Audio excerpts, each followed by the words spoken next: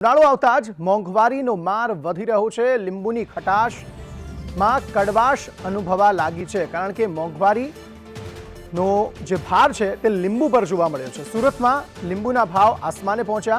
50 રૂપિયાના કિલો મળતા લીંબુ હવે 150 થી 200 રૂપિયા કિલો મળી રહ્યા છે।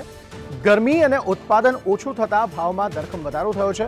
હોલસેલ બજારમાં લીંબુનો ભાવ 70 થી 80 રૂપિયા, તો રિટેલ બજારમાં આટલા મોંઘા લીંબુ કેમ તેવા સવાલ થઈ રહ્યા છે।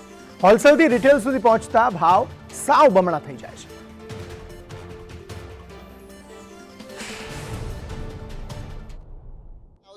જે કહેવાય કે લીંબુના ભાવ છે તે આસમાને પહોંચી રહ્યા છે અને હવે લીંબુ છે તે લોકોના દાંત ખાટા કરવાના સાથે સાથે ભાવ પણ ખાટા કરી રહ્યા છે। જોઈ શકાય છે કે સુરતના એપીએમસી માર્કેટમાં લીંબુનો સ્ટોક છે, પરંતુ ભાવ ક્યાંક ને ક્યાંક વધ્યો છે, લોકોને અસર પડી છે। હનીફભાઈ છે આપણી સાથે, તેમની સાથે વાત કરીશું। અત્યારે ગરમીની સિઝન ચાલી રહી છે અને જે ક્વોલિટી આવવી જોઈએ એવી ક્વોલિટી આવતી નથી, સારી ક્વોલિટી ઓછી આવે, એના હિસાબે ભાવ થોડું વધુ છે।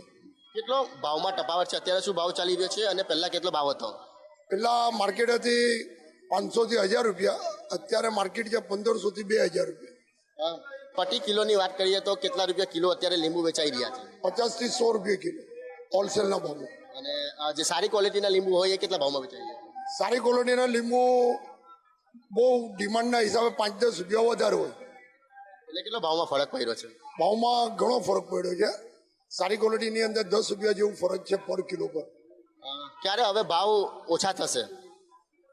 તો ભાવ તો અત્યારે જે મોસમ છે, જો ગરમી રહેશે તો માર્કેટ ડાઉન નહીં થશે, અને જો થોડું વાતાવરણ ઠંડુ પડ્યું ને આવક વધશે એટલે માર્કેટ ડાઉન થાય। કેમેરા પર્સન ભૂષણ ચૌધરી સાથે મનીષ પરમાર, સંદેશ ન્યૂઝ, સુરત।